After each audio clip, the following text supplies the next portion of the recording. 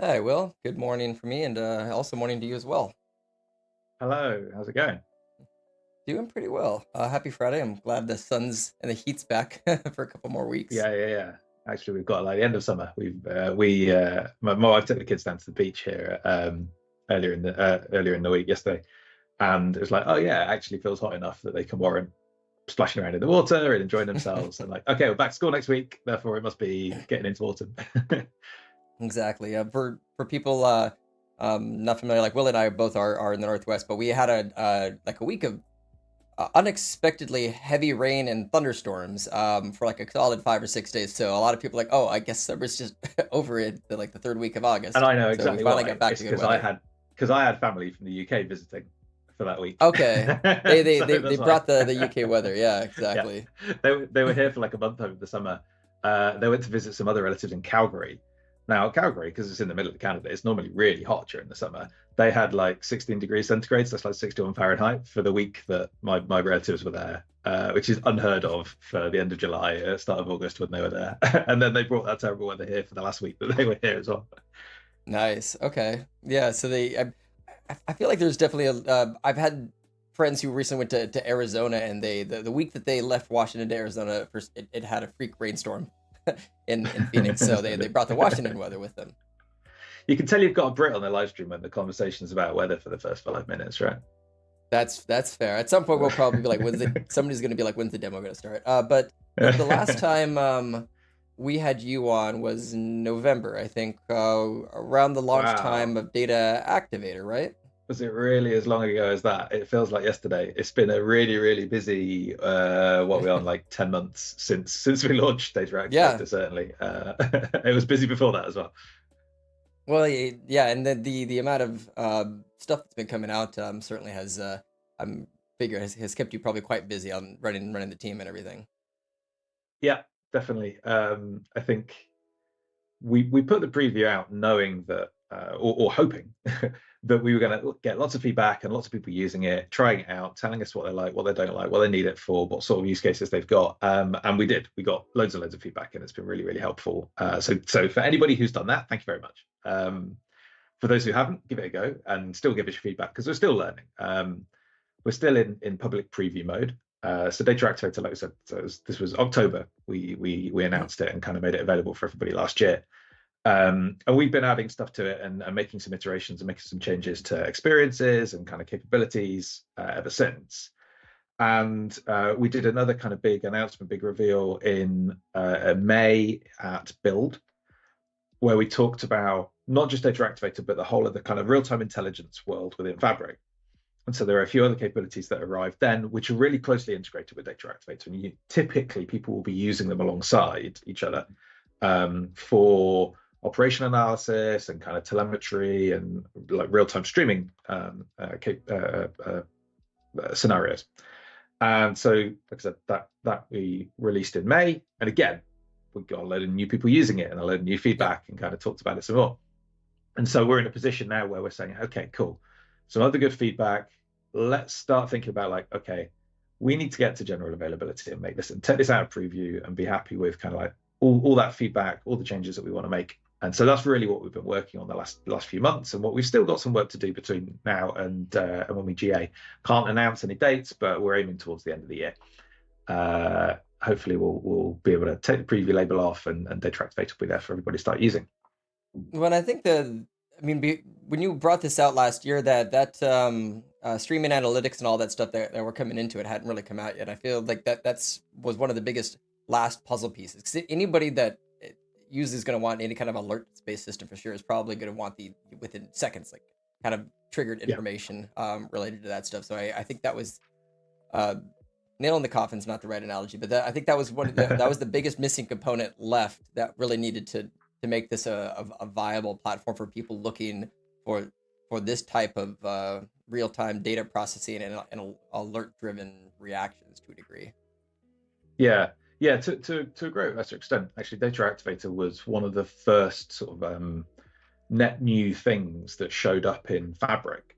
I mean, we were Hmm. certainly because we were a brand new product. There was no, oh yeah, let's take data warehousing and put it in Fabric, or let's take the existing data Yep. pipeline stuff from Power BI and move it to Fabric. This was like, we are a brand new capability, a brand new product, a brand new, like we were addressing a pretty new market. There weren't many people, in fact, there's not really anybody out there doing this kind of, how do we provide operational alerting, operational monitoring and action capability on top of the streaming data, but provide it to business users and to provide it to the sort of typical users of Fabric and Power BI and the rest of the tools that go along with it. Yep. Like nothing else existed out there. And so we were building something from scratch. And you're right. At the time, the only kind of way that you could get any sort of, my cat's squiggling around, going to move her off. The only way you could really get data into Data Activator at the time was through event hubs. So you had to have all that Azure stuff set up, or from Power BI reports. And so, as you say, right, when we announced Eventstreams and Eventhouse, those capabilities in Fabric, it's like now it can do it all in Fabric. Everything's there. Yep. To cover ingesting the data from sensors, from telemetry systems, from devices, from IoT, but also like application logs, if you're using Kafka Streams to kind of pull in data from some other system that's emitting events from there, whatever it might be. Ingest all that data, do all the transformation and routing that you need to do to clean that data up and crack open all the weird formats that typically come from, those events typically come in when they're coming from devices. And then either take an action on it immediately using Data Activator, or route it into Eventhouse, which was previously Azure Data Explorer, right? Route it into an Eventhouse where you get that longer term storage, but you also get massive scale on really granular data to do that kind of time series analysis where you have to do something over a much longer period of time. And alongside that, and something else that got added kind of over the time since May, was things like the real-time dashboards that you can build on top of those event houses, so that you've got operational dashboards. Yep. More than just what you would have done in Power BI, where it's really up to the second as soon as the data's arriving, where you've got really kind of granular control over the queries that are being run, and of course you've got all that scale behind it because it's in that event house.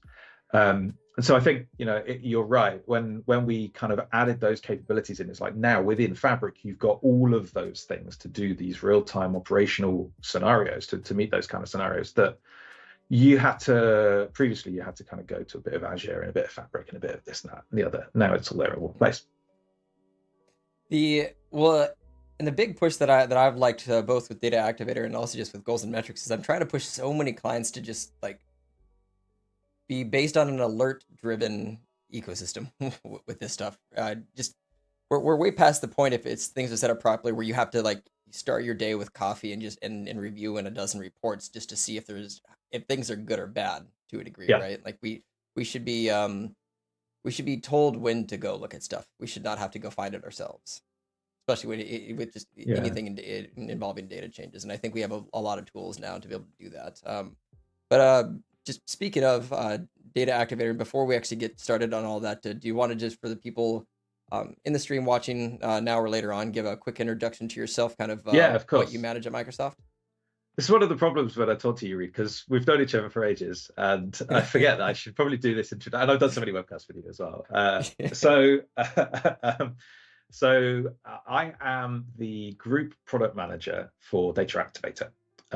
So I look after the product management team for this product as part of the broader RTI organization. So real-time intelligence covers Data Activator, but it also covers Eventstreams, the messaging capabilities, and these Eventhouse capabilities as well. And we all roll up eventually up to the Fabric organization. So we sit within the Fabric product. Yep. I started on this team a little over 2 years ago. Figured out like, how do we take this proof of concept really that we had at the time, how do we take it to market, how do we turn it into a product and actually deliver it?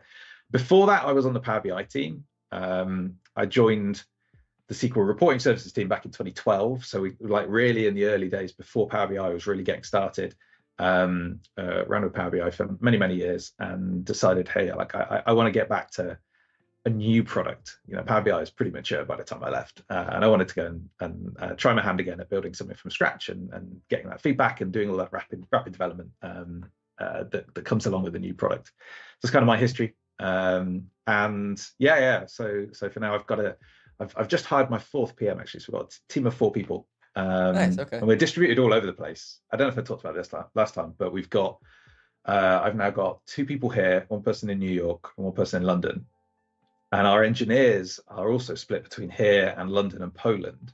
So we work across all kind of crazy time zones, and I have lots of early morning meetings. And I'm I'm just waiting for the moment when I have to do something with the China team as well, because that just kills the time zones on either side. My days will be ridiculous. Pretty much everybody's going to be calling at a time that they're probably grumpy about. Oh yeah, of course, always like that. I mean, I have to work with so that the Eventhouse folks who used to be the ADX team, they're in Israel, so we have to work with kind of managing those time zones. Anyway, I mean, the Israeli folks who I work with are brilliant at staying up late and working till midnight and gone. I don't know if they're all night owls, so it's okay, or whether they force themselves to become night owls because they have to work with us in Redmond. But it works. Probably a bit of both, they got used to being night owls, having to work that many late nights. Yeah, right. That's it. They really got used to it. And coming to I guess the topic of the day today, and some of the changes and everything else that's certainly been around, both with Data Activator and also just the I always forget because it's the real-time analytics hub, right? Is the real-time hub? Yeah. So real-time hub. The product set is real-time intelligence.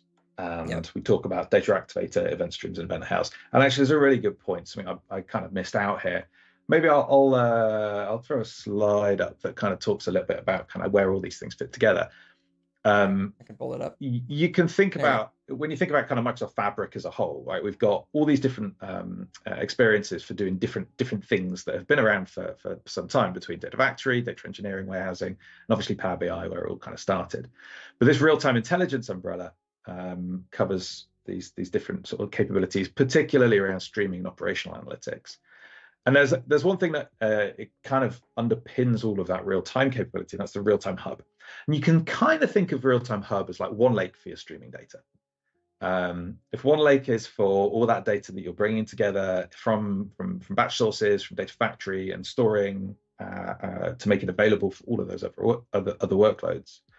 The real-time hub is the place that you can bring all of those streams of data and all that data in motion into Fabric, make it available, make it discoverable, and make other people be able to go use it for whatever scenarios they need. So enough slides. Let's talk about what it actually looks like. So for over here in Fabric, anybody who's got Fabric today will see this. Over on the left-hand side, they'll see the real-time hub. And this, like I said, is that place where I can go, I'll see all of the different streams of data that are available to me across the whole of my organization. And this covers things like those event streams, which might be connecting to IoT hubs. It also covers the tables that are within the Eventhouse, because they're still streams, really. Yes, it's a table, it's being stored, but it represents a stream of data. It's not just more like a data warehouse table. This really has time series oriented data with timestamps and at a very, very granular level. And I can go filter through this and look for data that's about a particular topic, or I can go filter to what workspace it's in, or specific items, Fabric items that it represents. So I can go find this data, and when I click through to it, I'll see some more information about these streams.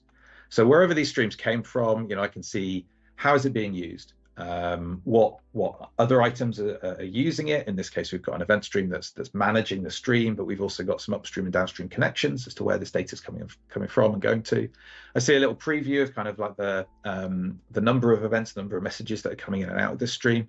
And actually, I can go through and preview some more of the details underneath here. So this should load the last couple of events that have been ingested and pushed through the stream. Here we go. So I can see got some bike data in here. I think we used this demo scenario the last time I was on, actually, around like London bikes and exactly.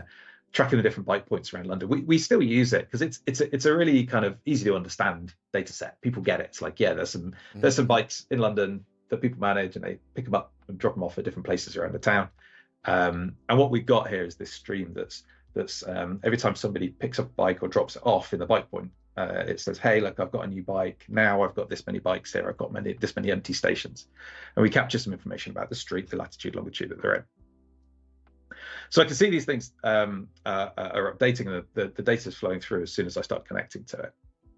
Now, if I don't have the data that I've got in here, I can also go and pull in new information. It's also the place that I start from to go and integrate and get those events from external systems. And you can see the kind of range of connectors that we've got here, from Azure services to things from other clouds like Amazon Kinesis or Google PubSub, whatever it might be. There's a set of sample data as well that you might want to go connect to. And there's also these CDC connectors. Now, CDC is Change Data Capture, right? So if you've got some operational database that you want to go and pull data out of, or rather pull a stream out of, you can say, hey, I want to go listen to that Azure SQL DB or that Postgres database.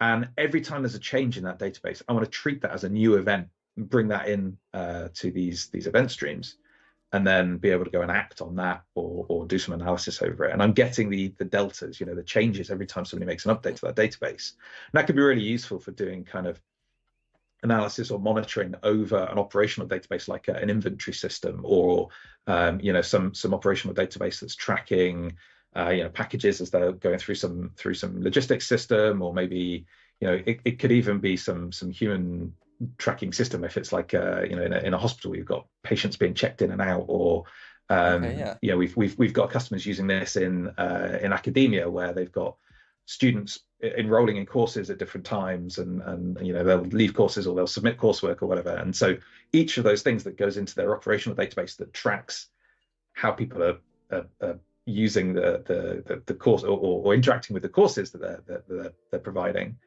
all of those events now are available as a stream for us to go and do things like monitoring and reporting dashboards on and taking actions and alerting on as well.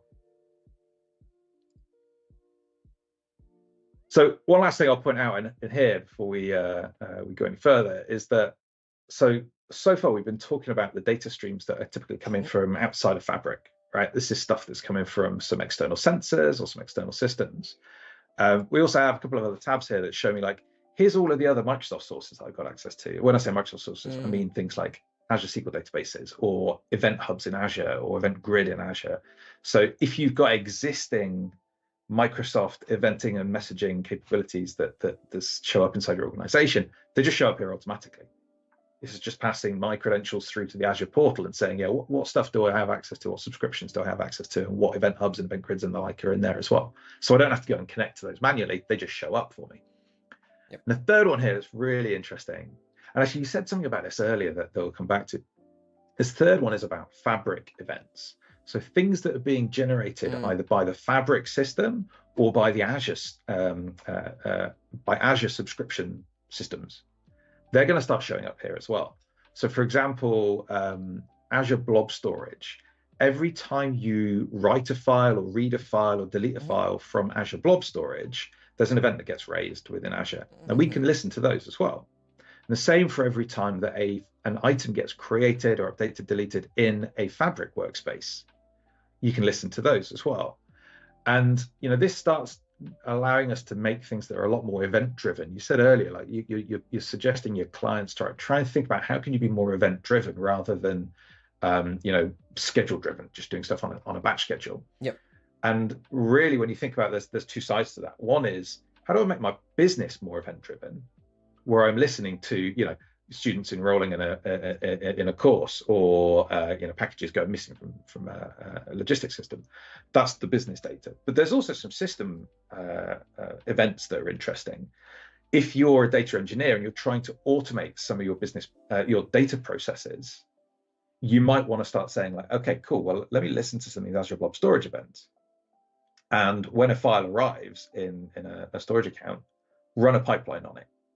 Go and kick off my pipeline. Here's the file that just arrived. Go and run that, do whatever processing you do to it, and then stick it in a one lake for me to have my Power BI reports. So rather than having that sort of batch process running on a schedule, it's running in reaction to an event happening.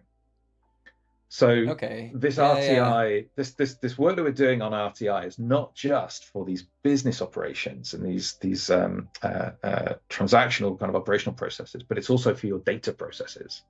Think about data operations, right? As a data ops engineer. Yeah. Well, you like can now move any combinations of pipelines and all that other stuff. Yeah, like exactly. You can create reactionary triggers. I mean, it's the I'm just thinking back to the kind of the first thing that we ever had with that in Power BI was with incremental refresh and detect data changes.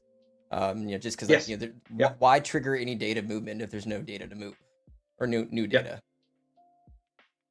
Yeah, exactly. When you've got those scheduled processes running over a certain period, on a fixed schedule where they're happening, say every 12 hours or every 24 hours, you're inherently introducing some delay there because, well, what happens in the intervening time? If you take something more event driven, you're doing it over a smaller set of data each time, and yeah, it's more like that incremental refresh. And in fact, what are you going to do when you see one of these new events arriving in Azure Blob Storage? You're probably going to kick off a pipeline, and that pipeline's probably going to say, okay, let me look at the file that just arrived, and I'm really just looking at the data that's in that time span that file represents, and let me do that processing on that and do whatever incremental loads I need to do as a result. Yep. Okay. Now, the thing that everybody asks when they see these is, what about one lake? What about if a file arrives in one lake? Can I react to that and do something to it? I'm like, not yet, but soon.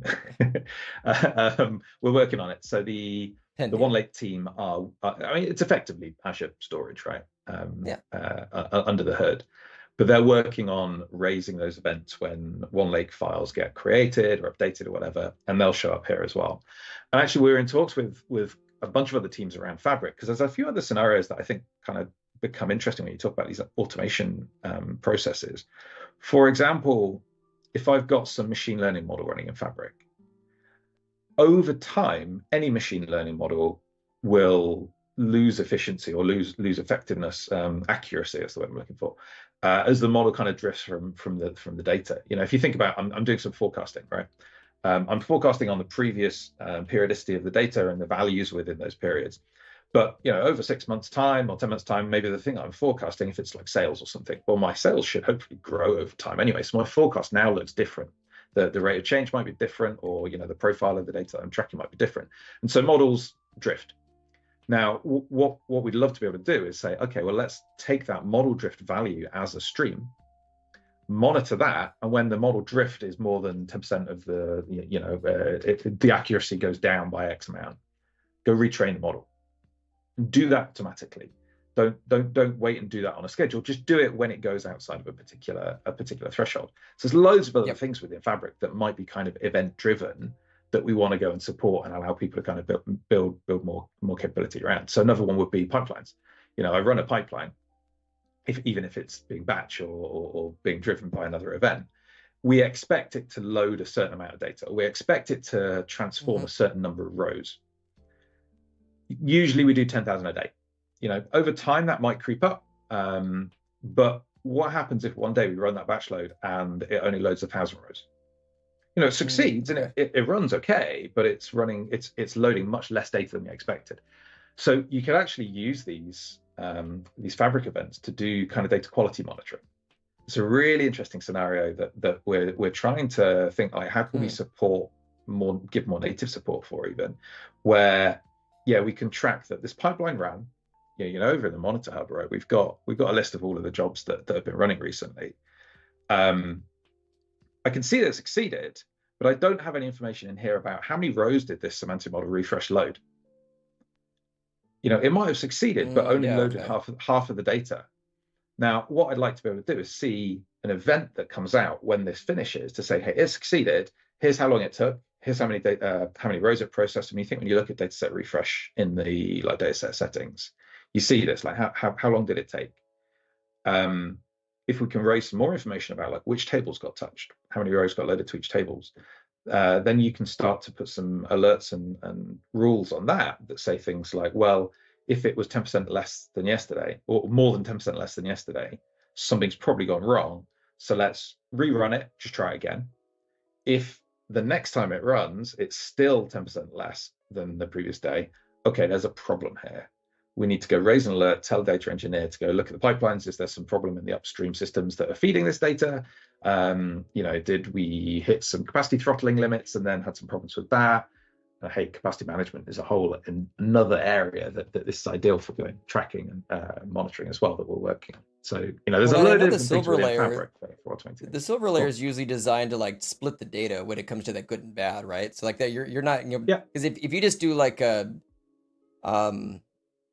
any kind of a replace value or anything else where you get the error in Power Query, like it still loads. It's just the values get emptied out of whatever the conversion type thing was. But capturing that, storing that, and then probably having something like this be triggered. Now, speaking of just like being able to quickly see all that information for the model, like today you could do that. You just have to build it out manually for any monitoring you do. Would there on that idea, would there ever be any vision in the future where there's just going to be an option where if you want to like right click and say like monitor data set, it automatically spins up a lake house and just sticks the stuff into there for you? That'd be perfect, right? We've ummed and ahed about like it almost feels like there's an option. There should be an option for a Power BI creator. If you're a Power BI creator and you upload a data set and you go and set up scheduled refresh, can I just have a little checkbox on there that just says just monitor it and tell me if anything weird happens? And provide some metadata on it, right? Just on like each time a refresh you use it. What are the rows loaded? Was there any problems? This incremental refresh added 6,000 new rows. There was 5 rows with a conversion type error. Yeah, I mean, you think about, so I'm just going to jump over into the Data Activator kind of design experience. Like this is our sample data set that anyone go play with, which is around package logistics. So it's tracking. There's a couple of hundred packages that the sample generates, and we generate a new data point for each package every few seconds. So you're looking at like as these packages are in transit, like the temperature, the humidity, which city it's in, what truck it's on, all that kind of information. But you imagine like a data set load feed where we were tracking all of the data sets across your workspaces and saying how many rows did it load, how long did it take, some of that metadata about like what percentage of null values were loaded in each of the columns. Yeah, actually, maybe this is at a column level even. You could kind of, we can pre-build this model and pre-fill this with all that kind of metadata and just start tracking it over time. And so each time the dataset refresh happens, we're going to generate a bunch of new events that explain for each of these columns a bit of that metadata. And then you start building your rules on top of it. So rather than this being temperature, let's say this is, percentage null. Tell me if the percentage null is greater than 50%. If that happens, fire an alert, either go and send me a Teams message or go and, retry the refresh, whatever it might be. It would be really cool to be able to do some of this stuff out of the box, just on any data set or in any workspace, just say, monitor all the stuff here for me and tell me when interesting stuff happens. I think there's some common heuristics, common rules that everybody would want. And then of course, it's easy enough to change these, maybe your data is null quite often. So you just want to go change the threshold. Say, rather than telling me when 50% of the data is null, tell me if 80% of it's null, or tell me if 5% is null, because normally we've got, all the data's there. I think it's interesting what you said about like the medallion side. Go ahead. Just one thing, because looking ahead to FabCon in Europe in September, I think there is a session from somebody in the community. I forget who it is. It might be Brian Bunk, one of the MVPs. I think he's doing a session on medallion architectures with real-time intelligence. So specifically using RTI as a way to go from your bronze data to silver. And I don't know the details of what he's going to explain, but certainly, how can I use that as a way to monitor the streaming data as it comes in, split it out into different places, route it into different locations, depending on quality, depending on whatever, and then do further transformation on it to get it into a consumable format using things like Eventhouse. Mm-hmm. Sorry, you were going to say something else. Okay. Yes. To the screen that we have in front of us here on Detect. So how robust is the combining filters in there with some of those? Because the one thing that I ask any interface that has that is like, can you combine a series of ands and ors just to create a special rule at all? Yeah. So there's the rules that we support in Data Activator today. So I'm actually just gonna I want to just jump back to Real-Time Hub really briefly, to talk about like when I go to one of these streams, what can I do with it? So as well as loading it into Eventhouse to go run queries on it, I can create alerts directly from here. So this little pane that opens up, this is something that got added since kind of May this year. We announced this at Build, that I could just build these alerts directly on top of any of these streams. And I can do a whole bunch of stuff on here. So there's a whole set of kind of expressivity that I've got on top of these streams using Data Activator. So I can say, go and just fire an alert every time an event comes in. So if this event is like a, it's an error event, only gets raised when there's a problem, just respond each time. As soon as the event comes in, send me an email, send me a Teams message. But I could also say, look at the event as it comes in, crack it open, look at the fields in those events. And, if the number of empty docs is greater than or equal to, well, actually probably less than or equal to 2, right? There's not much space left on these docking stations. Then send me a message or go take an action.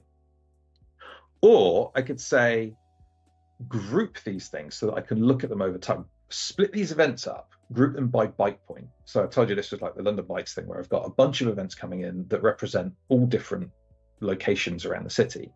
What I actually want to do is say, okay, so from this stream of, however many events we've got, group them based on the value of this byte point ID field. That gives me then a stream for each of the byte points. And it allows me to say, from one event to the next, over a period of time, what is happening on each of those byte points. And then I can say, when the value becomes greater than a certain threshold or becomes less than, and I'm actually looking at the state of a byte point from one moment to the next. And we then let you go a little further with that. Go back to my, where was I? My sample over, oh gosh, did I get rid of it? That was it there. That's not what I meant.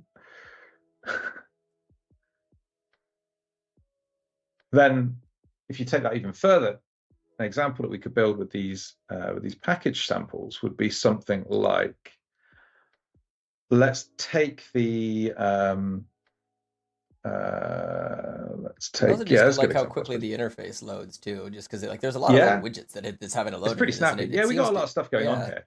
And the other thing is that I mean, I don't know, our package sample emits data every second or so, but you can see this is, we're looking at like 30-second groupings here, and you can see the visuals are refreshing every couple of seconds.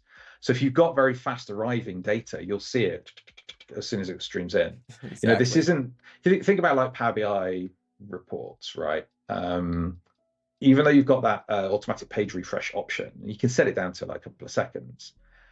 That data has to come into Power BI through your data pipeline or wherever, land into one lake or land into a SQL database somewhere, and then it's got to get processed by the Power BI data set. I mean, you could be using DQ mode, but then you're running the query back against one lake or wherever it is, and even in direct lake mode, the speed at which you get those updates, it's optimized for querying a large amount of data. It's not optimized for querying very fast arriving data. Real-time intelligence is all about doing that. You can also do that stuff at scale, but at very, very granular levels. So you can see these things load pretty quickly and update pretty rapidly. So the one I really wanted to show here, right? So we were talking about the expressivity and kind of combined filter conditions and the like, right? So there's loads of things that I can do on top of these streams of data. I can start to summarize it, like doing some average over time, or saying like take the maximum value over a 5-minute window or a 10-minute window, an hour window, whatever I need. But then, the kind of the conditions that I want to detect, I might want to say, well, I want to combine when it's over a certain amount, but also only when, in this case, when the package is carrying medicine. And I want to add another filter in here where I can build up some more of these kind of and conditions. At the moment, we only really support ands. We're going to add more in the future to say, okay, well, this event has to happen, or this event happens. So I want to say when the city is Redmond. We'll see how many packages here are in Redmond. Okay, there's one here. So these conditions were met on this particular package at that point in time. We're also hearing there's some use cases where customers say, I want to know when an event happens, when my temperature goes over a certain threshold, and within an hour, this other event happens as well. So it's like the correlation of these two events happening at a particular point in time or within a particular time window. There's actually some quite complex kind of rules and conditions that people ask for. I might even have this in a. I had a.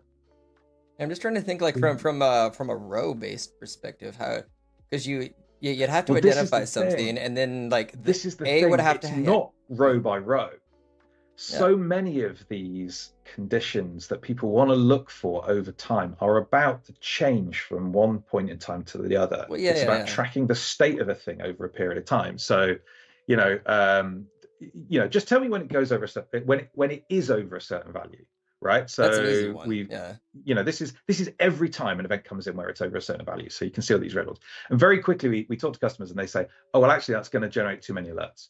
What I want to know is when it crosses over that threshold, when it becomes greater than that value. Tell me when it becomes, over a certain amount. Like if it continues to be over that certain amount, don't keep spamming me. Don't keep sending me alerts. I just want to know when it becomes. And that's basically what metrics and or what the goals inside of metrics do today is like the it's only when it crosses the threshold, and then until it changes again, it's just now bad or good. Again. Yeah. Right. Exactly. Yeah. But then we also find people saying, well, actually, what I really care about is when it goes above that value. If it goes above and comes straight back down again, that's okay. It's when it goes above that value and stays there for a long period of time. So for example, we were talking to some retailers. I should have taken the customer names off these slides. Sorry.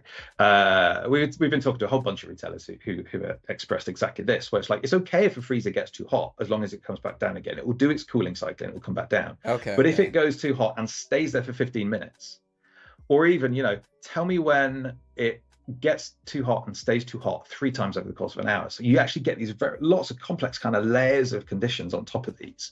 And people don't realize until we've had a couple of conversations with them about actually the complexity that they need in these kind of rules. Then we start getting into like, tell me when it goes up and down by a certain amount, or when the average goes up or down by a certain amount. That's one of those examples of like the number of rows that are process loaded.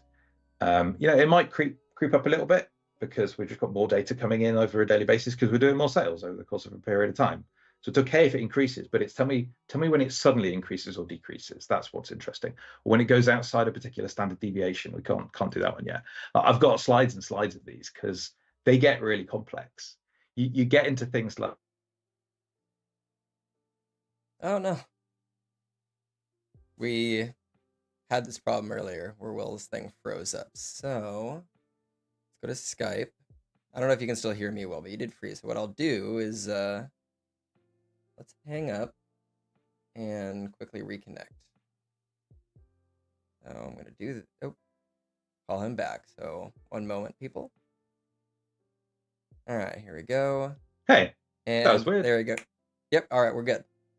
Perfect. Skype just decided no, not having any more. All right, I can share this again. Anyway, okay. So the point I was trying to make there was that these kind of these rules and the conditions that people are looking for, there's a long tail of kind of expressivity that people want to be able to define in these rules, and we're working on building those out. It's going to take time.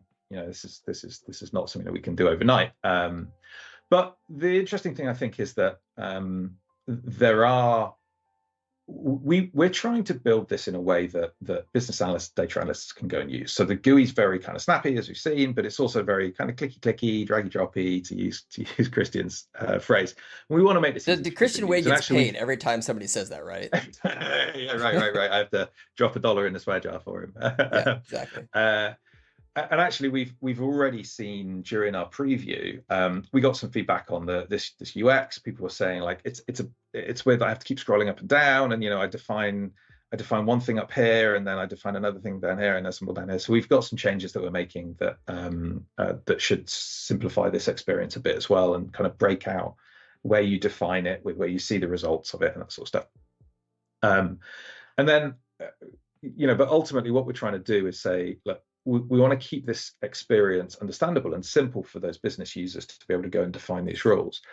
At the moment, we've got an escape valve for the more complex scenarios, which is, okay, if you want to do something really smart, go do it in DAX or in KQL, and we'll monitor the results. So, this is a good kind of segue into some of the other things that are available here. I'm going to just drop over into here to show you, for example, like I've got a KQL query that I can write that can, summarize things over different windows and, project things in different time grains and do a whole bunch of like analysis over with some quite complex stuff behind the scenes. But, anytime I take the results of one of these queries, I can do the same thing that I did over the raw stream, which is say, I want to set an alert on top of this. It's the same experience here to say, okay, go and check each of those. And for each of those things, when the number of available bikes is greater than 0, go and send me an alert or take an action, do something. So you can apply, you can define the logic for these queries in multiple places. It can be through the UI if you're a business user. You can do it through KQL or through DAX if you're a developer who's familiar with those languages, and then Data Activator can monitor the results of that.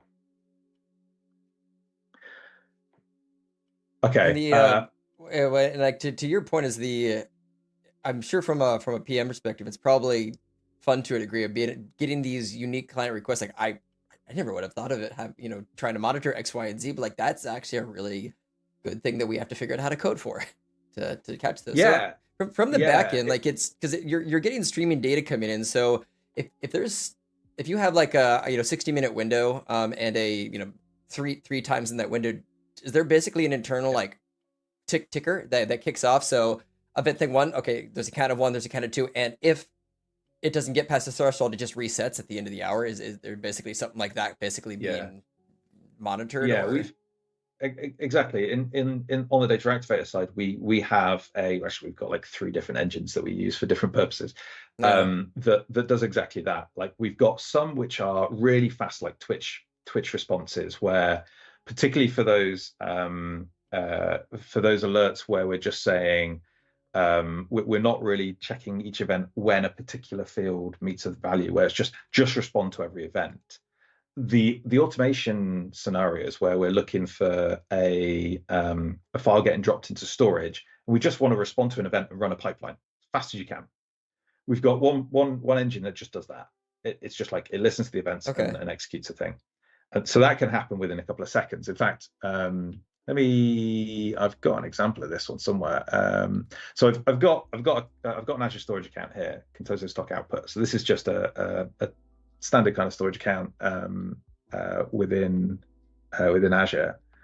I can listen to one of these Azure Blob storage events and go say, hey, I want to go create an alert based on this. And if I go select my storage account, I think I should have it in here. Yeah. I can choose which events do I want to listen to. So, when blobs get created or deleted or whatever, let me get rid of all of these. I just care about blob create. All I want to do is listen for that. And as soon as that event happens, send me a message in Teams. Now, typically what I'd probably do is I'd go run a pipeline. That's the typical thing, right? A file arrives in Azure Storage. I want to go run a pipeline to go process it. Yep. In this case, I want to just send me a message. I need to save somewhere to save the reflex. So let's just create a new reflex here. Now, if I open up Data Activator, the Teams message, you'll see how quick these things come through. I'm taking such a punt on this all working quickly and actually happening in real time. Oh, it's struggling to create a reflex at the moment. Yeah, I was going to say, it's actually got to create it. Okay, cool. So the alert was successfully created. So now it's monitoring that storage account. It's going to send me send me a message as soon as it arrives. So how do I update a file in here? So go into my stock output files. Let's just upload it to something random.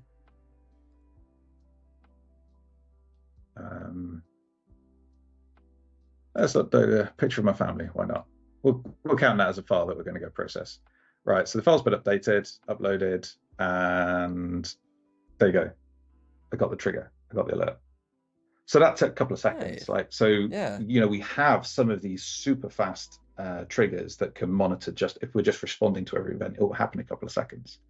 Mhm. So the next level is for those streaming scenarios where you want to say, okay, let's just look at the value of an event as it comes in and compare it to a threshold.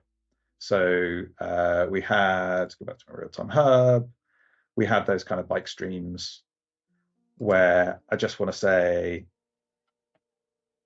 my panel, for each event, go and look at my number of bikes available, and if it's less than 3, send me an alert. Mm-hmm. So for this one, we're just looking at each event. So as an event comes in, we just crack up the information in that event, inspect it, and go run it. Those ones we can do in a couple of seconds. Takes a little bit longer sometimes. But the really interesting thing is, one of the things we have to handle is when these events come in, we've got to go send an email or a Teams message or whatever, and the systems that we use to do that can add a few seconds of delay sometimes as well. So we're aiming to do those within 20-30 seconds, that kind of frequency. Still pretty reactionary. Pretty quick for most people. And actually for most cases, that's absolutely fine. Now, the interesting thing is when we want to do something more complex, like splitting those events out into different, we call them object instances. So an instance of a bike point, and we've got hundreds of those bike points around London. And when you want to start doing things like, okay, I want to do a 5-minute rolling average. Well, if you want a 5-minute rolling average, it's going to take you at least 5 minutes because I've got to capture that history to, you're introducing some delay doing that. The other thing that introduces delay is we talk about late arriving events. If I've got a stream of data, let's say I'm looking at truck telemetry from vehicles that are driving around all over the place.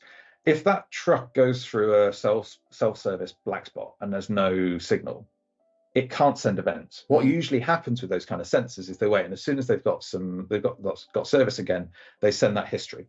So you might have stuff that arrives 2 minutes after it was actually collected by the sensor on the truck. There's a few minutes delay until it gets back into a cell phone service, and then all these events arrive.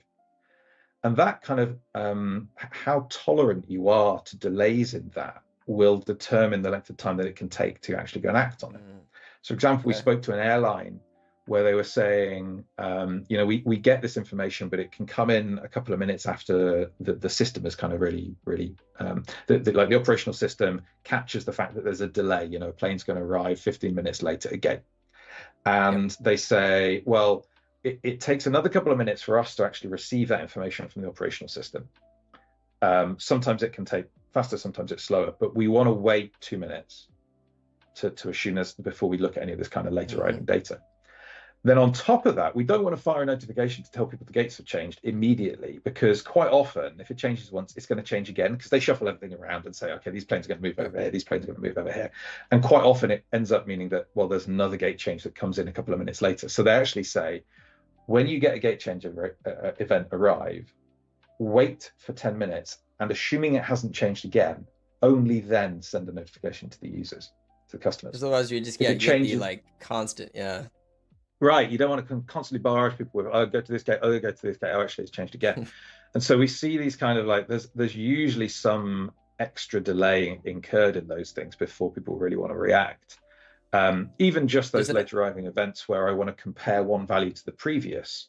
Well, I need to know I've got the previous value before I do the comparison. I need to know that I'm not comparing it to something really old, so there's this delay tolerance that people typically, and for most organizations, they'll say, we want a couple of minutes of delay to make sure that we're really clear and we're acting on complete data and we're not missing stuff. And that introduces a bit of delay as well. Now, for those more complex triggers, at the moment, we've got something that runs every couple of minutes. So it runs about every 5 minutes. So overall, you sometimes see kind of anywhere between 5 and 8 minutes of delay on these actions being taken. We're already working to reduce that. Internally, we've got that down to about a minute.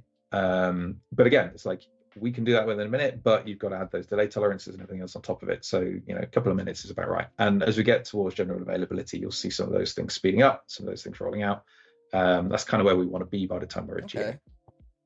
When they're just speaking of your flight example, it reminds me of the iconic scene from the movie Airplane, where as it's like crash landing, and like, all right, Now arriving at gate 34, gate 33. And there's people just sprinting down the hallway, 32, 31, and they're chasing after it. But it's like a perfect object. You don't want that in an airport.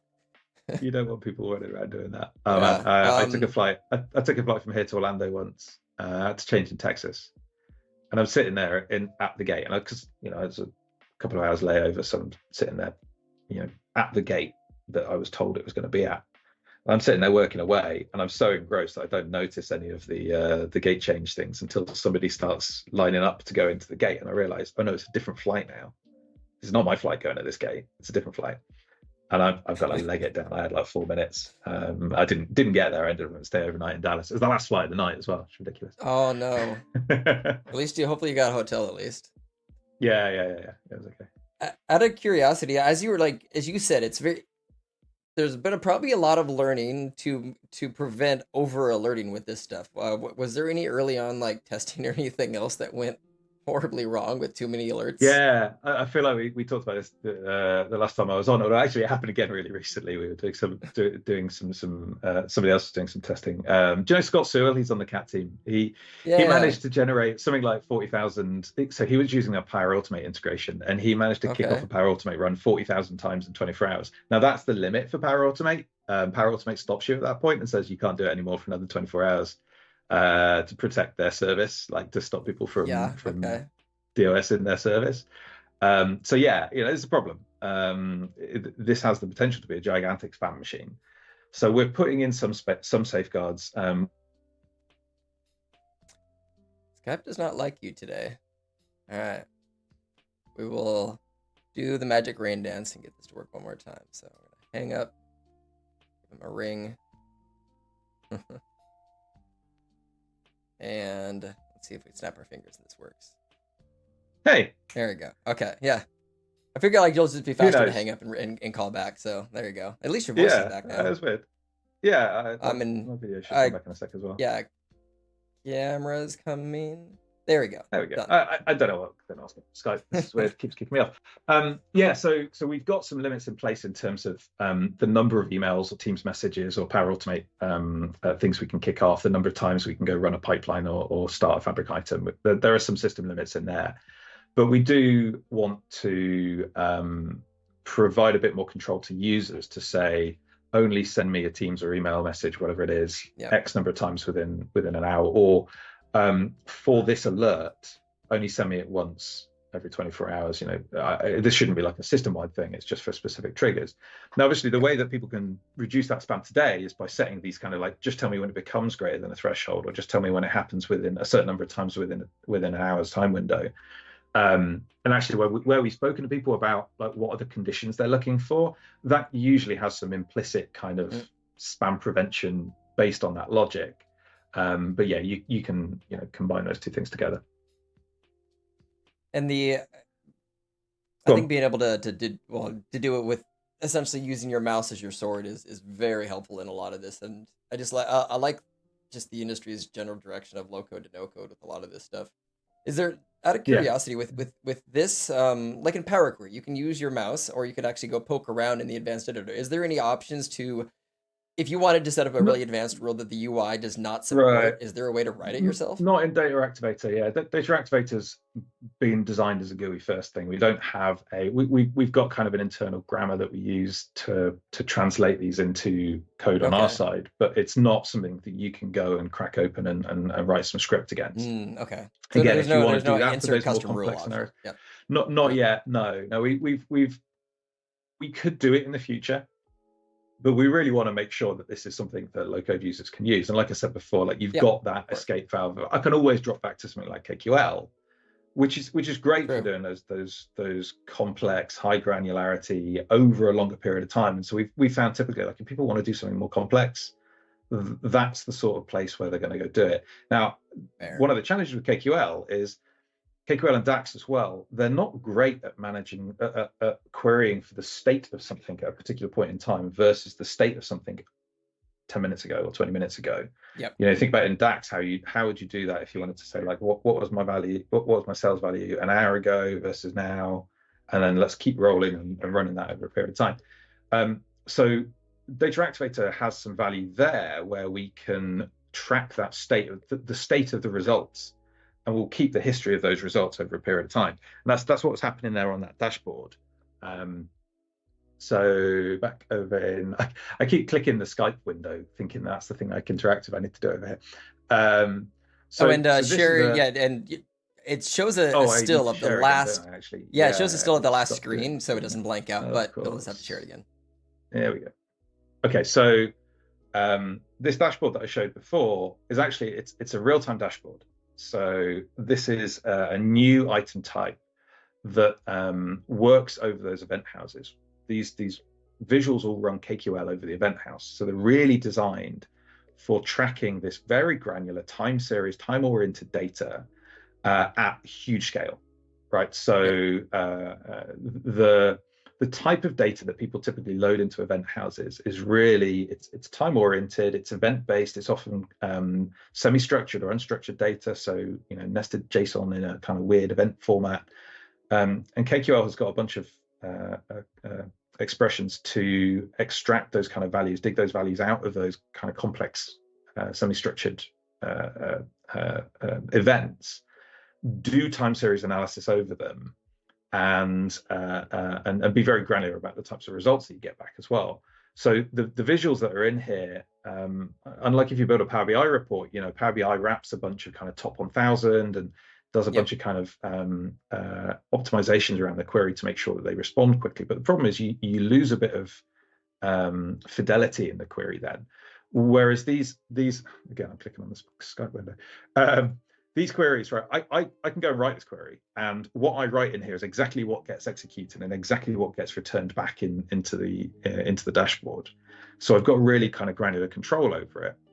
Okay. And so if I wanted to do some more complex analysis that was grouping at different time grains, comparing windows to others, maybe splitting things out in a different way, maybe doing some anomaly detection or some forecasting. KQL has a lot of those kind of capability built into the functionality, the functions within KQL as well. I can write those, produce exactly the visual that I want, and then drop it on here, and it's going to be executed every couple of seconds and be super snappy and be always getting the latest data as well. Like I said, you stream this data into an event house, and it's there ready in the dashboard immediately. So that's one of the advantages of using these real-time dashboards over Power BI. And then, like I said before, all right, I'm just going to go set these alerts on it and go pick these up pretty much immediately. Well, I just like how much more robust the actual the report layer has been enhanced since, because the very first ones we ever had, how soon after Power BI came out did we get that streaming data set option with the streaming data in dashboards? That was super, it was a super small project, for us to go do it, because we just wanted to be able to provide some kind of real-time visuals in dashboards. But we saw it was really limited, that there were only a handful of visuals that you could support. And the trade-off here, if you look at these real-time dashboards, the visual fidelity and the flexibility that you've got in terms of formatting these visuals is not what you get in Power BI, right? If I go and edit one of these dashboards, for any one of these visuals, I can control what goes on the different columns and axes, and I can mess around with where the legend appears, and some of those things I can change. How do you interact with it? Different cross filtering and kind of those kind of capabilities, a bit of drill through and the like. But I don't have control over like the shape of the markers and the shading of all of the pieces, and the way the axis labels are formatted or what have you. And it's because we're optimizing the work here for performance and for granularity and for this kind of like direct control between the query that's being run and the visual that gets rendered as a result. It's about providing those operational dashboards with very fine control over it, rather than the flexibility and the richness that you get in Power BI. One thing that I am noticing here that I'm curious about is some of the pages that in the report layer, it's using the old school line, and then on your new one you actually use the I forget the name of it, but it's the rounded spline type line. So like the smooth curve type line, where like the auto-generated report still, because we only got that from Miguel Myers and the core visuals team within the last 8 months, which I mean, I've been wanting for years because it's a prettier line when you have the nice little curves in it and everything. But your actual streaming hub has the new, This yeah, is like one the in new here. type of Yeah, yeah. smooth curved line. But it's funny as the reporting layer on off of this data still has the old one. Yeah, yeah, that's a very good observation there. Actually, what's I don't know. I don't know if this is interesting. I think it's interesting, but then I'm the PMO, it's the feature. Yeah. So we debated about these charts in Data Activator because we have an implicit kind of what was the last value semantic. So Okay. let's say you were evaluating, what was the value, what was the temperature at 4 p.m. So for this kind of magenta colored line, what's the value at 4 p.m.? Because this event told us it was 44 at 3:50 p.m. This event told us it was 40 at 4:10 p.m. So what's the value at 4 p.m.? So the value is not the interpolated spline value that this is actually crossing over. I can't even highlight it because there's not an event there. It's not the interpolated value halfway between the two. We don't know what the value really is at that precise moment in time. So what we do is we say, well, okay, what was the last value? And up until we receive a new value, we'll assume it was the last one. So really, if we were to evaluate this and say, I don't know, if we were doing some kind of roll up and saying, tell me the number of packages that had a temperature over that at 4 p.m. We'd go back and look at the last value. We'd say, okay, well, this is really 44. So really, the value that we're treating is a step change chart. We've got that in Power BI. Or you can say it's a flat line until you get the next data value, and then it suddenly changes. Really, that's kind of that step function is what we're actually internally treating the value as here. We talked about, like, should we show the charts like that? Make it really obvious as to what's actually happening.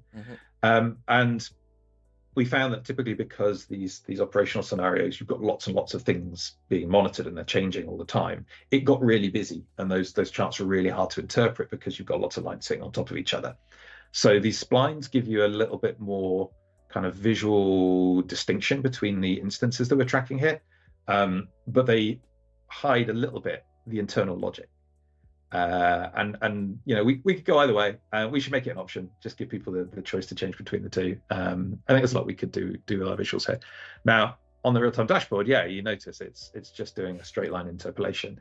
Again, maybe that's an option they'll add. Good bit of feedback for them. And I actually had a question from Fernando that I wanted to bring up. So when it comes to alerts, how would the pausing of capacities impact any of the real-time intelligence or alerting? Yeah, so if a capacity is not running, we're not going to ingest any data or process any data. And whether that is because a capacity got paused or because it got throttled if you hit the limits of the capacity, or if it got deactivated for whatever other reason, basically that means, hey, we're not ingesting any more data at the moment. You think about what the real-time intelligence capability provide. There's the ingestion through Eventstreams, there's all that analytic capability, and there's the alerting capability. All of those just stop. And if you've got events that are kind of arriving, they're just going to disappear. When you restart it, depending on the source, we might try and kind of like go back and retrieve any history that the source has, but that's not guaranteed because not every source supports it, and we don't always have the capability to kind of go and retrieve that. So you can basically think of it starts again from when the capacity gets resumed. So there's some interesting kind of knock-on effects of that. Again, like think about those rolling averages that you might be doing. I only want to know if the rolling average of my temperature goes over a threshold. Well, I've got to build up enough history again to get that rolling average. So it might be that your capacity starts, but you can't really evaluate the triggers for another 5 minutes until that average has been calculated. So it's an important thing to be aware of. If the capacity is stopped for whatever reason, there's not any data flowing, so we're not going to be able to run these alerts. These operational use cases, if you think about something, you could build something that's kind of mission critical, business critical here using RTI. And that could be, we talk to like oil and gas companies who are monitoring the big gasometers that store gas, like they're monitoring the tilt of the roof of that thing with various sensors, and they want to know, like, if that tilt is out of whack, there's a gas leak and this is a big problem. So A, they need to be able to respond quickly, but B, they need that data to be flowing all the time. And so they're really sensitive to things like capacity pressure. They want to know really, they've got a small number of these rules that are going to run on this capacity, and they want to make sure there's enough overhead in case they get a sudden influx of events or whatever. But they're typically pretty steady, so it's like predicting the amount of usage is usually fairly easy. But they want to keep a little bit of overhead. But then if they hit that 80% capacity usage limit, they want to know so that they can boost the capacity and make sure that it can keep running and keep operations going. So actually, there is an interesting scenario for like monitoring the capacity usage with real-time intelligence. Well, there is that built in to a degree, the auto scaling kind of, because you buy an average capacity, but I think it's, I don't know the upper limit about it. Like you can go like 5-10x above whatever your RAM is, as long as it's just a blip of a spike and it goes back. Yeah, the way that capacity smoothing is done, if you have a sudden spike and it gets smoothed out over 24 hours, it's really interesting actually how the Fabric capacity model was built with some of those batchy processes in mind, where it's like I'll run a Spark notebook or I'll run a pipeline, it suddenly consumes a load and then it goes back down again. It's not the case for most real-time streaming scenarios. It's like I've got 1,000 events coming in every second and it keeps coming in every second and it's pretty steady. And it's actually quite unusual for there suddenly to be a spike in processing. Even if you've got some complex queries that are being run, they're typically being run kind of like continuously. So you've got a fairly steady state. The interesting thing is when you get somebody then comes and runs some like ad hoc query against that, suddenly that might spike. But for most of the operational stuff, it's pretty steady. That's fair. Yeah. The really it's between consumption from the item and object perspective. You get a lot more variation in spikes versus for the most part. I would imagine the streaming data really is going to be a fairly consistent sized stream with this stuff, because it's monitoring regardless of change. It's just the point is you want to know there's no change. Yeah, and I mean there's some interesting scenarios as well where it's like I want to know when there's no data coming in, because if there's no data coming in, then something's gone wrong. So it's like my rules might still be running, but there's no data coming in. So you almost want to kind of consider having them in separate workspaces on separate capacities. So I've got one for monitoring, is my process running, is my monitoring the operations, and then you've got one capacity which is actually doing the operations and like doing all the business logic, and then I've got one that's monitoring that business logic. But you need to keep that in a separate capacity because you don't want this to impact your ability to monitor the system. Okay. And as we're coming up on time as well too, I don't have any more questions, but is there any takeaways of either references for some documentation, final things you'd want to show, or some keynotes that you want to pass through for people looking at exploring the platform itself? Do you know what? What I'd really recommend is you can go back and watch some of the announcements that we made at Build. There are some really good sessions that we ran there that are still available online. You can go back and watch those, and you'll get a taste for it. I mean, I've jumped around and done a dip into a bunch of different areas here in dashboards and KQL and Data Activator. We haven't really touched on Eventstreams and kind of like all the dynamic routing and processing and transformation of these events that you can do. So go check out some of those Build videos. And the other thing is, FabCon's coming up in September. I'm going to be over in Stockholm presenting at that, and we've got some cool new stuff coming, particularly on the Data Activator side. I mentioned these changes that we're making in the UX. We'll have some of that ready to show. And the other thing is to get on the community forums. So try it out. Anyone can go try out all of these RTI capabilities. They're all available in public preview today. You can spin up a trial capacity if you want to start trying it out, see what happens. There's loads of tutorials and stuff out there. All of our documentation covers that. But please do give us feedback. Like, we really want to hear what people are doing with it, what they're running into, whether we've got like, do we support all the scale and the processing needs that you've got? Do we support the expressivity for these triggers? If you put it into an Eventhouse, can you write the right sort of queries over it, and does it perform well? There are any kind of issues with those. To get into the community forums, right? So community.fabric.microsoft.com. You'll find there's a real-time intelligence area on that. That feedback is really invaluable to us, and we will listen to it. We go check those forums multiple times a week. There's a team of the PMs who go and look at that pretty regularly. So give us your feedback, let us know, and we're always willing to engage and kind of try and figure out, like, if you're running into problems, what is it? And yeah, just give us your feedback and stay tuned for more coming in FabCon. Perfect. Yeah, that's 4 weeks from now, 3 weeks. Yeah, it's quite scary. I've got demos to prep and previews to update and things, and we've got an ever decreasing window of time to do it. That's true. I think both you and Jay will be over there. Yeah. Yeah, so Jake's gonna be there. Tessa Her from my team will be there.